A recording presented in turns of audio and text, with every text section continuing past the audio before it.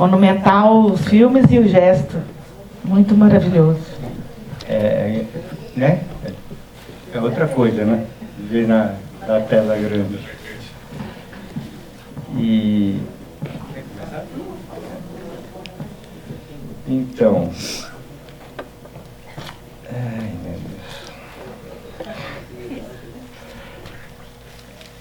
Deus. O que a gente está fazendo agora é essa devolução, depois de décadas, é meio que fechando um ciclo do projeto, né? Para mim é um ciclo de vida também, né? E hoje em dia os povos cresceram, são as maiores plateias que a gente jamais viu, né? São plateias de mais de 1000 pessoas, né? E para a Ancine a gente é 0, o coeficiente da gente é 1, que os nossos filmes, poucos filmes foram para a sala de cinema. Mas as nossas salas de cinema são essas, não é? É outra coisa, não é? É tudo bem. E diga aí, Aninha. E, enfim, esse projeto, a nossa grande questão nesse momento é o arquivo. O que nós vamos fazer? Para onde vai o arquivo? Tem que arrumar dinheiro para digitalizar mais. E como é que onde a gente vai deixar o arquivo de uma maneira que cada povo continue a ter acesso às suas imagens, né? E isso aqui é para fazer entender a importância que esses arquivos... Esses arquivos não vão no museu ficar engavetado, não é? Porque sempre o processo de devolução para os povos é sempre a última coisa, né? Vai para estudo, vai para museu, vai para não sei aonde, às vezes fica sequestrado em gavetas que ninguém vê, né? Anos depois as comunidades vão reclamar, mas cadê? Não sei, né? Nesse processo eles são os últimos a receberem e ainda tem que ir atrás né? Pedir devolução até de filme, de peças importantes, de objetos, né? Então, eu acho que essa série é para fazer as pessoas entenderem, né? Primeiro, que os mais interessados nesses arquivos são eles, por questões várias, né? Primeiro, porque são as imagens dos parentes. E segundo, que essa memória, esse arquivo vivo, agora a Aninha botou um novo, é até melhor esse nome do que arquivo aberto, arquivo vivo, né? Mas agora não dá mais para mudar, né? Faz o outro. Próximo. Enfim, então... é quase uma utopia, né, essa questão desse acervo, né, para ficar em algum lugar que eles tenham acesso e tenham controle, não é? É evidente que se a universidade quiser fazer um projeto de educação e tal, negocia com eles. E todos eles são super inteligentes, super sacos. Eles vão adorar, vão autorizar com muito prazer, mas é o gesto, né, de um mínimo do respeito.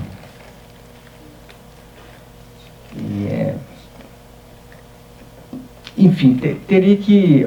os filmes são muito curtos, né? Não dá nem para falar assim, né, mais conteúdo, né? Por exemplo, o primeiro, o Capitão Pedro, esse herói da resistência foi morto por eles, pelos jovens corrompidos pelos madeireiros. E no dia seguinte ao assassinato do capitão Pedro, os caminhões de madeireiro entraram na reserva. Então, voltar com as imagens do capitão, com as falas do capitão, foi a coisa mais surreal, foi uma coisa muito impactante, né? E a história rolou, os madeireiros entraram, devastaram um monte de coisa, e finalmente o dinheiro acabou, né? E tiveram toda essa experiência, essa trajetória, e voltar hoje com o velho capitão falando que não podia vender madeira, né? Trazer ele de volta com o seu... Porque ele já tem a experiência. Vendemos, estragamos, estamos pobres de novo, né? O capitão tinha razão, né? Enfim, cada um desses filmes tem muito mais história para a gente entender, mas a gente tinha que fazer uma coisa de curtinha, né?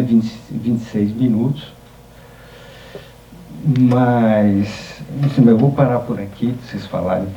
E tem sido muito emocionante voltar, entregar essas coisas. E quando a gente vai, eu falei, bom, vou lá, eu vou entregar tudo e vou me despedir. Ah, não dá certo, porque chega lá, eu saio com 1000 compromissos. Não, que vamos remontar o filme da festa da moça, vamos, enfim. Então não tem fim.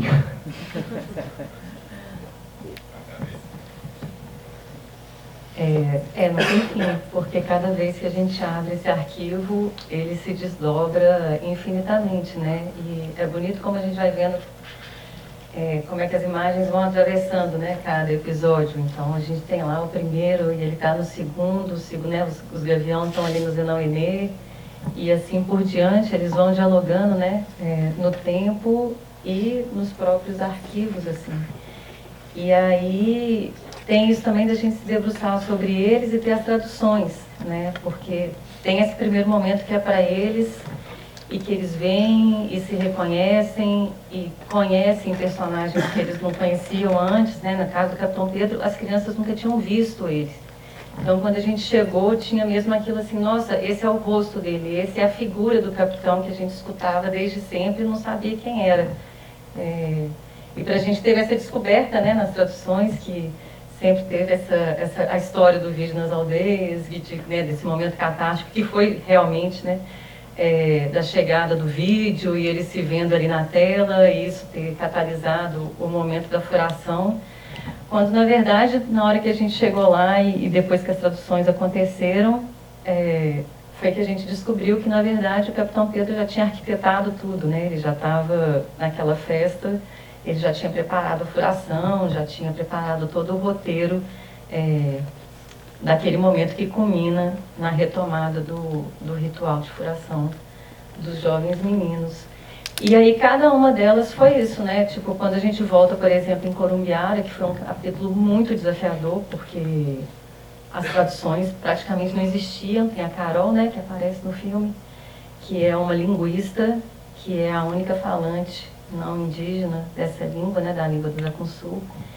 E ela ajudando a gente ali, mas também de uma maneira muito incipiente. O Bocuá, que fala o canoê, fala o português, mas também uma dificuldade da gente chegar com ele e fazer essas traduções, porque ele falava, mas também já não queria falar mais, e o Curá tentando dar pra gente ali alguma pista, né? E esse capítulo Corumbiara, para mim particularmente, eu tenho foi muito emocionante, assim, né? Tipo, a gente ter visto Corumbiara na sala de cinema, e de repente chegar lá, nos isolados, e encontrar Tiramantô, Curá, as 3 mulheres, foi um negócio, assim, magnífico. E é muito bonito revisitar aquela cena do contato, né, várias vezes, assim. A gente queria se debruçar por muito tempo nessa cena, né, Vansan? Queria as minúcias, onde é que eles estavam, como é que eles circularam, aquele outro lado da cena, né? E um pouco essa coisa das imagens depois do fim, que era um pouco isso. O que resta depois de um massacre daquele, depois de um genocídio daquele, que na verdade é um genocídio que a gente estava conversando, né? Que a gente está pensando numa série que também se desdobra desse capítulo, que é retornar a Corumbiara e destrinchar um pouco o que foi essa história, que é a ponta do iceberg, né? Quando chega no massacre dos canoeiros ao Sul, que são, né, um século ali de exploração dos seringais e as mortes daquele complexo imenso que era aquela região, um complexo de línguas e de povos que agora estão sendo resgatados, se autodeclarando, lembrando de um avô, de uma avó, e ali naquele complexo que o alemão criou e cuida, que os meninos que estão trabalhando lá, né, são vários, Aruá, Tembé, enfim, Jabuti, uma infinidade de povos que estão ali, que estão se redescobrindo e se retomando, né? E aí, enfim, cada capítulo teve um desafio próprio e uma descoberta própria, né? A gente tentando entender também o que era o status dessa devolução e dessas imagens para cada um desses povos que a gente estava trabalhando. Então, essa coisa dos espíritos, das imagens de espírito, da imagem como memória no projeto Gavião, o retorno dos cantos lá no Iancuá, enfim. E isso, a gente está falando de um pedacinho desse arquivo, né? São dezenas de povos, quase 50 povos que tem suas imagens abrigadas ali e que a gente está aos pouquinhos trabalhando nessa digitalização. Cada projeto a gente embute mais lá um pouquinho. Essa série especificamente foi isso. Era uma série de pouquíssimo recurso, né, Vansan? Foram 7 anos de processo, porque na verdade a gente embutia as devoluções nos processos dos filmes que a gente estava fazendo. Então, do Adeus Capitão, de Noir, que ainda está inédito. Enfim, nunca era a própria série que estava sendo trabalhada sozinha, exceto no capítulo Nambiquara e no capítulo Corumbiara. Todos eles foram dentro de filmes que a gente estava fazendo e era sempre um arroxo assim, financeiro para a gente poder trabalhar, mas era isso o tempo inteiro que estava em jogo, né? Essas devoluções, que é o que está em jogo desde sempre, que foi o que o Vansan falou aqui no início, né? O que está em jogo desde sempre é a memória desses povos que estão condensadas e guardadas ali nessas imagens. Mas foi isso, foi magnífico fazer essa série, para mim foi um presente, assim, né? Poder estar conversando nesses retornos e vivenciar isso ali tudo, né, em campo, junto, todas as emoções que geravam, todas as angústias e os medos, e não vai dar certo, e sempre dava, né, no final das contas sempre dava, porque estava tudo ali, né, eles estavam ali, as imagens estavam ali, a gente estava ali, as coisas iam acontecendo de uma maneira muito orgânica e muito bonita, e a gente já está pensando num próximo capítulo, em outro, né? A coisa não vai se desdobrando infinitamente. E é assim que tem que ser, né? E hoje a gente vem falando há muito, né? Desde que todos os festivais que a gente tem vindo, que é isso, esse acervo é imenso, né? Um acervo histórico, acho que de um valor inestimável mesmo, assim, para os povos indígenas e para a gente, né? Para conhecer essa história que compõe esse país também. E tão pouco conhecido, né? E ter essa série é muito legal, porque, embora ela seja curtinha, a gente o tempo inteiro querendo montar e querendo montar maior e mais, mas, ao mesmo tempo, é isso, né? Para as pessoas que vão ver isso na televisão, ter um acesso porque tem esse tanto de gente, né? Tem esse tanto de povos, esse tanto de língua, a gente está falando só de 5 aqui, são centenas, né? Então, talvez quem tem acesso, a gente conseguir sensibilizar um pouco para essa outra realidade e para essa memória também imagética que a gente tem aqui. Acho que é isso.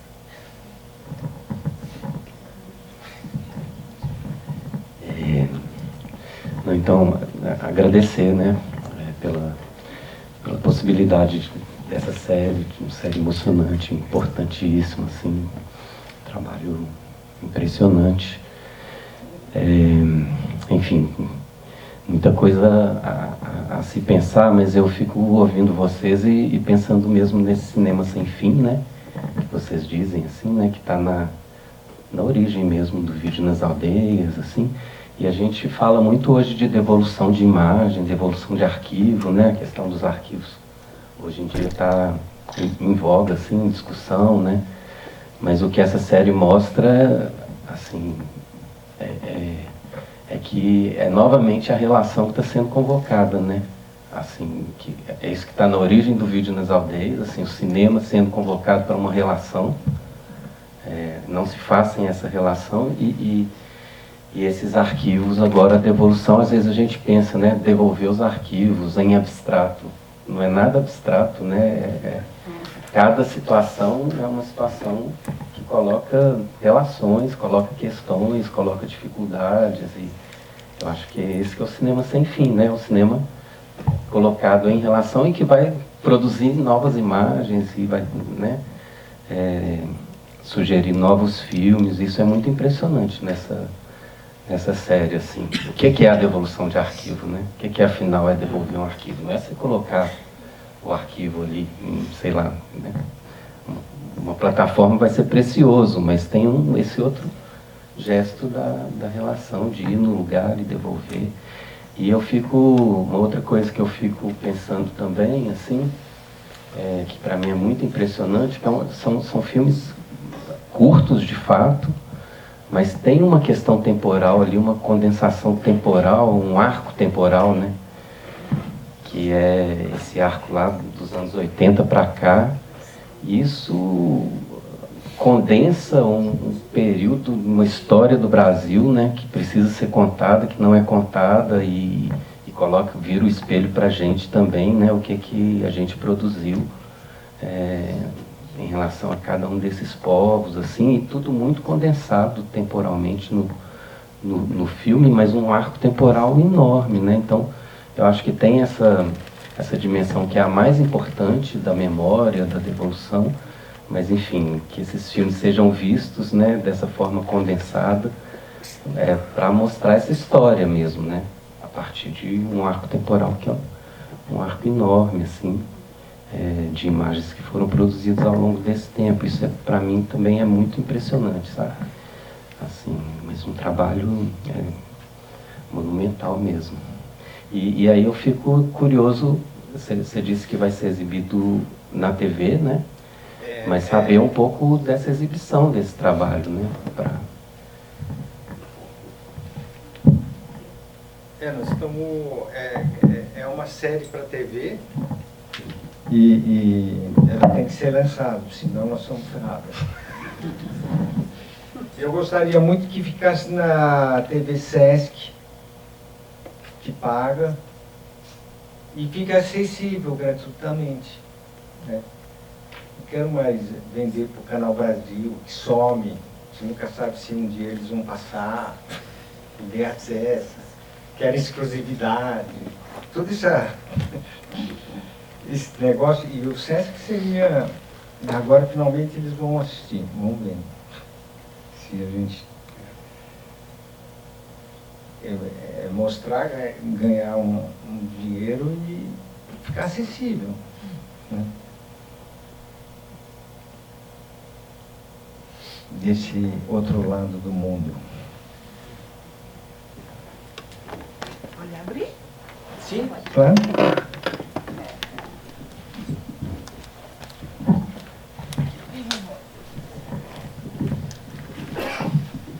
Só então vamos abrir para questões, comentários.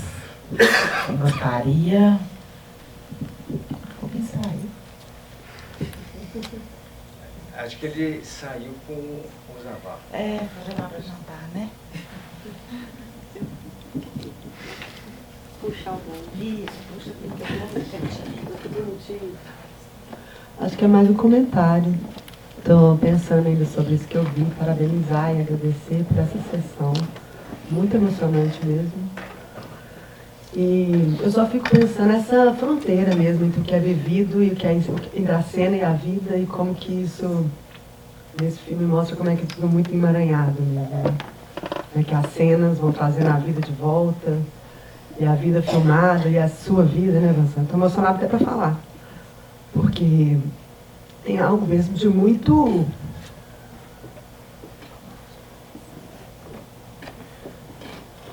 potente ver você reencontrar seus jovens amigos, sabe? E em diversa relação mesmo, uma espécie de magia, né? Que as coisas acontecem. E, na verdade, o que eu queria também era comentar, que eu acho bonito, é ver isso que você comentou logo agora no começo, de ver como é que eles se multiplicaram também, né? Como é que tem algo que, de alguma maneira, de algum jeito, nos dá uma... Não é só de isolação, terra desolada, né? Alguma coisa está resistindo, alguma coisa continua. E continua com essas imagens mesmo, né? Com a imaginação, com o que elas trazem. Eu fiquei pensando sobre isso. Eu não estou conseguindo elaborar muito bem ainda não, eu só queria agradecer e deixar esse comentário. Mas talvez é isso, pensar muito nessa coisa do que é vivido e do que é da cena. Ontem lá no cine a gente passou um filme do Jean Rouch e ele fala muito sobre isso, né? Como é que para ele não tem como separar essa discussão grande que a gente faz, o que é cinema, o que é vida, para ele não faz sentido. É tudo a mesma coisa, está tudo misturado e emaranhado. E aí essa sessão de hoje me fez pensar nisso de novo. Ver ele se retomando, e ao mesmo tempo ver também o limite da imagem, né? Quando ele se recusa a ver a imagem da mãe, fala, não quero ver, deixa ela lá, mostra para ela. Então é um trabalho que abre muitas questões que a gente fica estudando teoricamente, mas como é que ele, de alguma coisa, presentifica, se apresenta para a gente, né? Essas questões que a gente fica sempre lá teorizando, e aqui elas se apresentam. Mas é isso, é muito emocionante. Então, Vincent, parabéns demais por esse trabalho, que é gigante, monumental. E aí, Ana, André, né? Ana, não vou nem comentar o amor todo, mas parabéns demais por estar envolvida nisso tudo. Um orgulho gigante. Bonito demais. Obrigada. E o mundo gira muito rápido. A cada nova geração é uma mudança, assim... A gente introduziu o vídeo, devolveu para o Zenauenê em que ano? 2018? Hoje em dia, quer dizer, a gente... eu não fui agora nessa filmagem, a Rita está fazendo. Nós vamos fazer, que nem a gente fez com Adeus Capitão, um filme, condensar esses 35 anos de filmagem lá, desde aquela chegada deles pelados ali e depois que a gente introduziu esse negócio, agora tem luz, agora tem internet. Os caras, só na aldeia tem 5 influencers que ganham salário. Com milhares de seguidores. Eles postam no Instagram loucamente. E com vários estilos, né? E tem coisas extremamente negativas também, mas eles vão ter que experimentar. Eles estão viciados em tigrinho, estão perdendo dinheiro. Enfim, ver as coisas boas e as coisas más. Mas também tem uns que estão vendendo o carro para pagar. Eles vão aprender também, né? Mas cada nova geração é uma virada de mundo, né? Esses pendrives, eles assistiam em casa? Eles tinham... Como é que eles... Sim. As imagens? Uhum. Em pendrive, em microchip para aqueles que têm aqueles celulares de dois chip. E HD também de base para... Tem uma rede interna de circulação. Sim, sim. E o WhatsApp é a comunicação, né? Com áudio, né? Ninguém escreve. E, enfim, eu me perdi um pouco. Quê? Nos Gavião tem umas bocas de ferro no pátio da aldeia, que eles de manhã cedinho vão jogando os cantos, esse material de arquivo todo, só que em áudio. Aí rola os cantos pegam, eles acordam já como uma rádio local, assim, sabe? E esse rapaz que com Brecht, ele veio a falecer, inclusive, teve um problema de saúde súbito, assim, e morreu, mas ele era um dos meninos que era isso, colocava tudo na rede, ele coordenava essa rádio local, assim, então estava sempre circulando todas as imagens, sabe? Eles têm um mega sistema de circular em microchip essas imagens e rodar de um lado para o outro. É um negócio incrível, assim, que a gente não tem nem dimensão do que é. Na hora que a gente chega é que vai entendendo como é que vai circulando esses arquivos entre eles e entre aldeias, aí saem trocando, é um negócio. E a questão, quer dizer, espero que a tecnologia evolua, é ter tudo na nuvem, mas a nuvem é um grande negócio, precisa ter dinheiro, né? Então, a gente fez, no máximo que a gente conseguiu fazer, por exemplo, pegamos o caso do Gavião, que tem muito material em muitos formatos, subimos tudo no YouTube não listado, né? E para eles terem acesso, não é? Mas é limitado, porque, bom, os gaviões são vestidinhos e os pelados vão ser barrados pelo robô do YouTube, né? Então,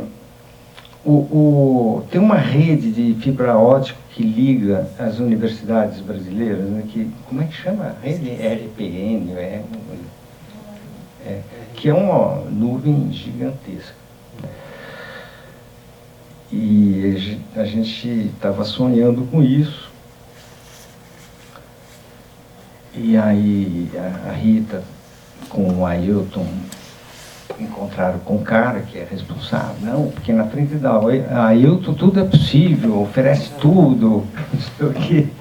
Aí pediu, Patrícia, vai lá conversar com o cara, como é que vai ser esse negócio. Aí virou um negócio também, mas pô, é uma rede pública, pô. Né? E era um negócio, né? Então nós saímos fora, porque não temos dinheiro. Mas enfim, outro dia eu fui num seminário sobre arquivos, não, porque tem os arquivos públicos e os privados. Eu vi ele falando, tudo bem, esse arquivo é privado por enquanto, mas ele vai ser público, né? Mas com protocolos de uso, que dizem, esse arquivo vai ser. Agora, não com um saco de fitas, não sei o quê, tem que ser processado, digitalizado, descrito, referenciado, né? Isso são mais 5 anos de trabalho, né? E o ideal, né, inclusive, que todas as universidades tivessem esse arquivo processado, enfim, e principalmente as universidades com cota indígena, né? É um sonho, né?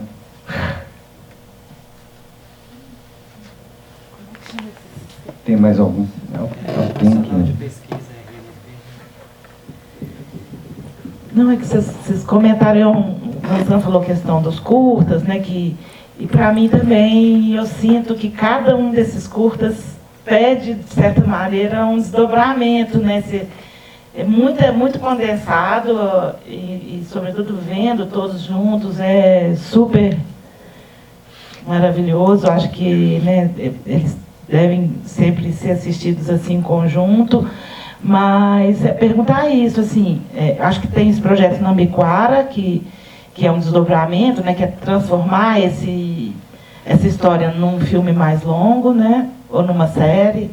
Não, Corumbiara, que é a série, né. Então, talvez falar um pouco desses devires dos curtas que a gente assistiu, dos capítulos, dos volumes, como é que vocês estão pensando, pelo menos esses 2 trabalhos. Porque eu acho que pedem isso, né? E só dizer que é uma forma, um gesto belíssimo, né, de comemorar os 40 anos de trajetória, generoso e importante para finalmente dar a entender o que é o vídeo nas aldeias, né? Então acho que tem esse valor também para as pessoas, porque os filmes do Vincent, digamos, também se impõem pela, né, os filmes autorais, os últimos trabalhos, os longas, e esse trabalho do vídeo nas aldeias, eu acho que com esse arquivo aberto, isso vai ser mais também ampliado, essa outra intenção que está dentro de cada um dos seus longas, né? Mas esse filme é sobre isso, é sobre o gesto de devolução, né? Então, acho muito importante, assim. Então, ouvi um pouco desses projetos e depois queria comentar com o André que, só para não ter que pegar esse microfone de novo, que você já vai ter que fazer o segundo volume do seu livro, Miradas Invisíveis, André, porque o André, eu solicitei, né, eu sugeri, convidei ele para escrever o texto sobre o arquivo aberto, e ele já começou a escrever, então eu já vou dar esse spoiler, ele já e foi, claro, também nesse contexto de finalização do livro e tal, que por fim ele também achou que era monumental demais o arquivo aberto pelo tempo que a gente também deu para, né, tinha possibilidade para sair no catálogo. Então também o André falar um pouquinho, né, do Miradas Invisível e dessa a gente. Mas, eu perguntei sobre o desdobramento dos longas do Nambiquara e Corumbiara. O que você está pensando? Então, o Corumbiara... E o Chicrim, o Junuá, que já está pronto, é Chicrim, né? Que a gente vai passar no Fórum do ano que vem, comemorando 40 anos. Mas é. Você só vai passar no Fórum Doc. Diz ele que numa sessão de segunda às 4 da tarde. Deixa eu ver, Vai. Então, a Festa da Moça, na época, eles eram monolíngues. Alguns falavam algumas palavras e tal, né? E não tinha tradução possível. E eu também não sabia fazer filme. Né? O pessoal da TVT que me ajudou e tal, não, escreve um texto aí e tal. Aí contratamos um locutor que imitava a Globo, né? E fora o que a gente não sabia, que a gente descobriu entrevistando aqueles meninos que foram furados, né? Que eles não sabiam, eles foram pegos de surpresa, né? Então, como é que é? O mito, o fundador de... Fundador. A gente falou que o mito fundador do Genial foi vai ser desconstruído e é delicioso, porque se esse mito é desconstruído, a importância do Capitão Pedro cresce assim de uma maneira, né, porque ele, num momento muito importante da virada, que ele enfrentou os fazendeiros e retomou aquela terra, ele bolou essa festa, primeiro chamando todos os povos da região, para inspirar os outros, né, a fazer retomadas, né? E é um marco tão importante que ele bolou esse negócio de retomar a coisa, o símbolo maior dos Mamãe-Dê, que é essa furação, né? Então a matança do inimigo faz parte da festa deles, mas de costume eles destroem um ninho de cupim. E aí não, ele quis que desenhassem o desenho do fazendeiro, sabe? Não está aqui, mas vai estar no longa. Não, está na Festa da Moça, né? Então eles flecham o inimigo, mas é o fazendeiro desenhado ali num papel. Aí, como eu disse, quer dizer, trazer de volta o capitão agora, o Capitão Pedro, né, é um repensar, né, a comunidade realmente repensar essa, que foi uma tragédia, né, e lá a escola chama Capitão Pedro, a reserva chama Capitão Pedro, né, é o grande ícone, né? Então, ele voltar ali na forma espiritual, né? E é isso. E, então, foi... Primeiro, preparando o material para devolver, a gente já viu, puxa, isso não é uma grande coisa, são 12 horas de filmagem. Mas é lindo, e a gente já falou, puxa, mas teria que abrir esse filme, é 18 minutos a Festa da Moça, né?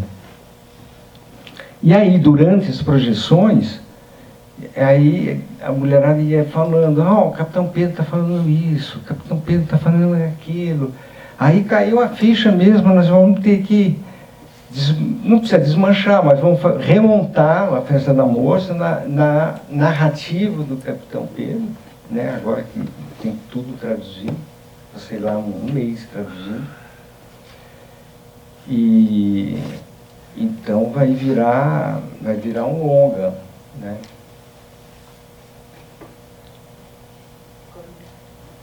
Bom, Corumbiara é outra coisa também.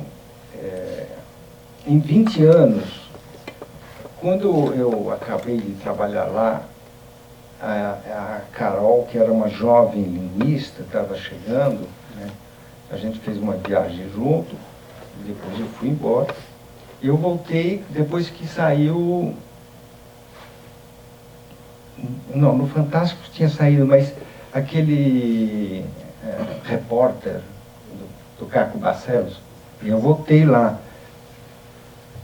E cruzei com o carro da Carol, que estava indo, eu estava saindo, eu nem lembrava disso, ela que me lembrou disso. Paramos o carro, se encontramos, e eu estava com um DVD de Corumbiara, entreguei para ela, e falei, agora você que vai esclarecer essa história, né? E ela passou 20 anos trabalhando lá, aprendeu essa língua, né?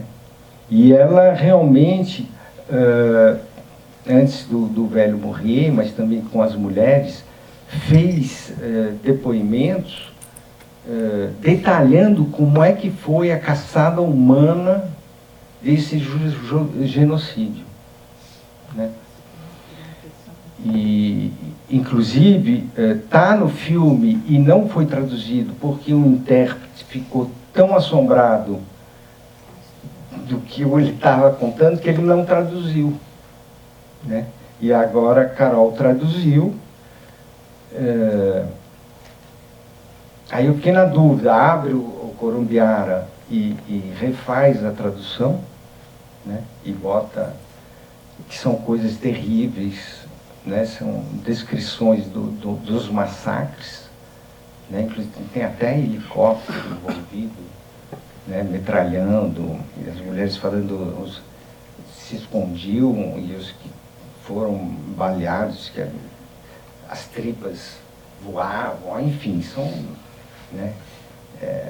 Num dos ataques, 12 foram assassinados e os corpos foram picados, né? E eu sempre tive esse sonho que um dia um velho iria se sentir culpado e ia abrir o bico para dizer onde que foram enterrados. Mas eles não foram enterrados, eles foram queimados, né? Então, e isso está dito lá no filme, Corumbiara, mas não foi traduzido, né? Tem só aquela cena que ele fala, levaram o corpo do meu irmão, e ele pergunta para o intérprete, mas será que levaram para comer? Aí ele fica tão constrangido, o tradutor, fala, não vão comer, né?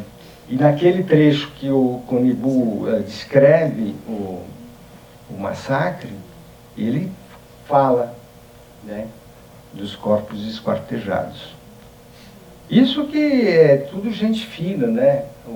Esses grandes fazendeiros, né? Eu acho que um dos assassinatos mais bárbaros que aconteceram lá era numa fazenda chamada Ivipitã, que é terra vermelha, ou terra ensanguentada. E em 84, quando o Marcelo fez a denúncia, ele vendeu a fazenda. né?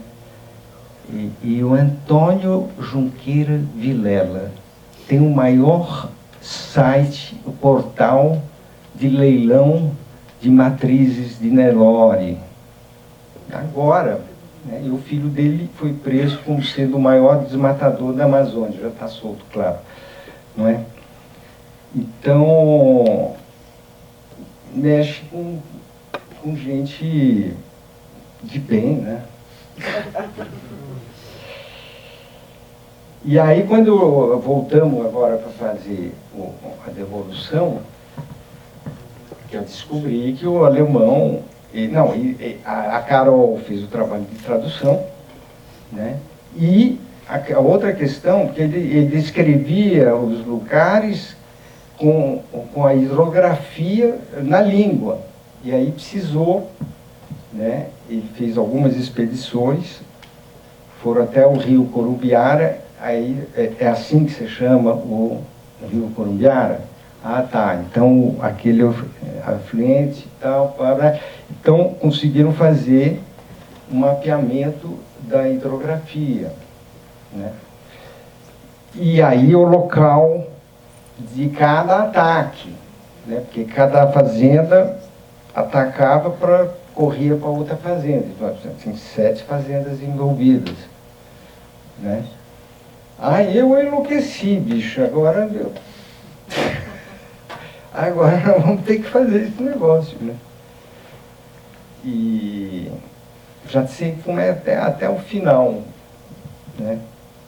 A gente não pode, quer dizer, nunca foi aberto o processo.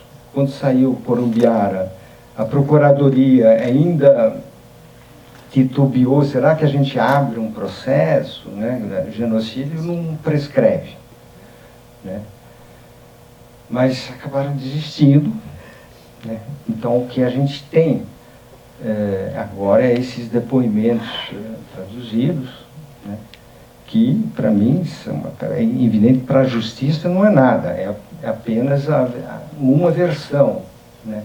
Judicialmente isso aí não, né?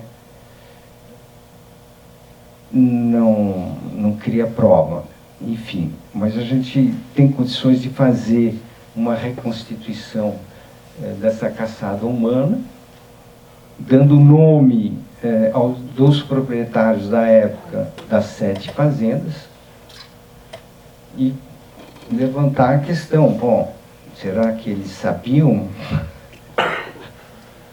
né? A gente não pode acusar, mas enfim, eu acho que, vamos dizer assim, que a plateia, que cada um tire suas conclusões, né? Mas, quer dizer, então nós vamos ter que... E aí eu vou ver se eu arrumo um dinheiro fora, né? Porque a gente não consegue aqui, né? Diga. Antes de passar para o André, vai ser breve. Quando a gente estava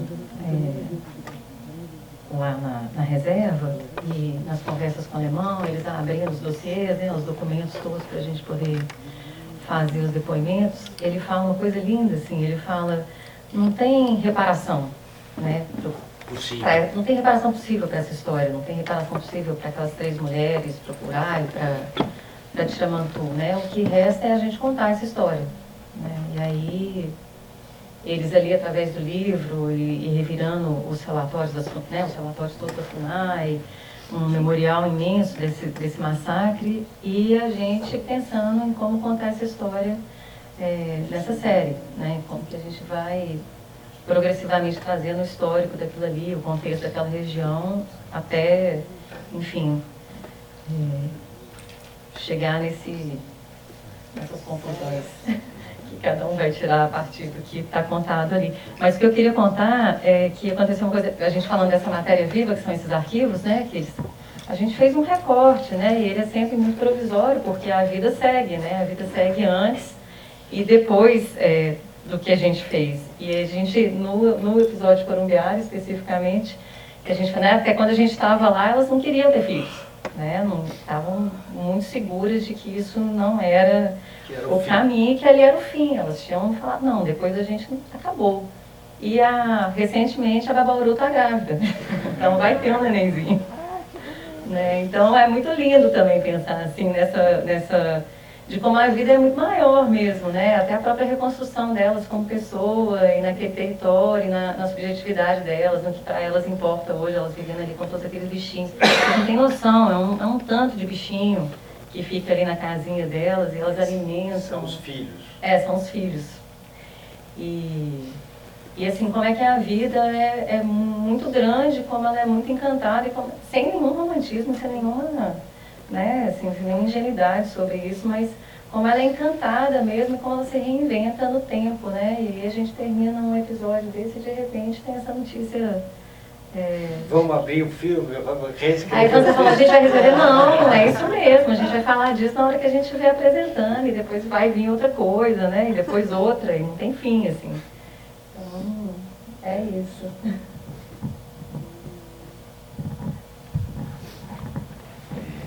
Então, eu fiquei muito emocionado de poder lançar o livro aqui, né? Enfim, nessa situação e diante dessa série, né? Mas o livro, ele é fruto de uma pesquisa, né? Que é uma pesquisa em tudo debitária. Primeiro, do trabalho do vídeo nas aldeias, né? É uma pesquisa, enfim, que tem existência por conta desse trabalho do vídeo nas aldeias. Vídeo nas aldeias que faz agora 40 anos, essa pesquisa começou em 2012, então é quase nada assim dentro dessa história do vídeo nas aldeias, mas que tentou aprender com os filmes a partir do que o Fórum Doc foi também exibindo, trazendo de debates, e a pesquisa foi se desdobrando a partir daí. Então, esse livro é quase o meu para-casa, assim, digamos, a partir do que o Fórum Doc trouxe, né, junto com o trabalho do vídeo nas aldeias. Só que eu tentei me dedicar aos filmes, assim, no sentido de da minha sensibilidade e da minha formação, assim, ser transformada minimamente por esses filmes e, de certa forma, a minha vida também, porque de 2012 para cá, muita coisa foi acontecendo. Teve a formação transversal em saberes tradicionais, e a gente teve toda esse trabalho com os mestres e as mestras, e tudo foi acontecendo, e de alguma forma o livro acompanha isso, assim, né? Dá sentido para isso a posteriori, porque quando a gente está fazendo também, está escrevendo e não está muito sabendo o que a gente está fazendo, né? Então, o livro foi uma forma de dar um sentido para isso a posteriori, mas também no desejo de que esses filmes sejam vistos, de que outras pesquisas possam ser feitas, né? Não sei, onde eu posso dar talvez minha contribuição, assim, né? A partir desse trabalho monumental mesmo do vídeo nas aldeias, dos filmes indígenas. E então é isso, também um livro que encerra agora, mas que é sem fim também, e ainda bem. E eu queria não deixar de agradecer, assim, por exemplo, o livro tem o prefácio do César, tem o pós-fácio da Rosângela, tem a apresentação da Patrícia, né, Patrícia Ferreira, e a Guarani, mas é um livro que também eu estava revendo, assim, os textos, ele é muito aberto para as interlocuções, para as conversas, para tudo que aconteceu aqui no Fórum Doc, tudo que a gente também pensou juntos no Poéticas da Experiência. É isso, é uma reunião dessas conversas mesmo, e daquilo que os filmes, de alguma forma, ensinam, né? Eu fico sempre me questionando que valor que tem, né? Isso, mas eu acho que tem o que isso pode produzir, assim, de, enfim, alianças, né? Em relação a esse cinema e também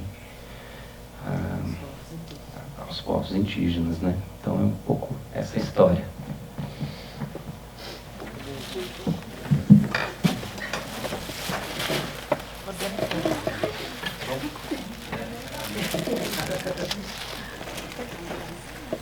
Cadê o microfone, então? Está aqui. Gente, então, agradecer muitíssimo mais uma vez ao Vicente Carelli e à Ana Carvalho e ao André Brasil por essa conversa e, sobretudo, por essa série, por esse trabalho maravilhoso, por esses 40 anos que só começamos a celebrar. O ano que vem, então, John Dodge 30 e Vida Natal 10, 40. Gente, eu vou lá, moça, 30 e 40. 30 e 40. Muito obrigada, gente. Obrigada a todo mundo que está aqui.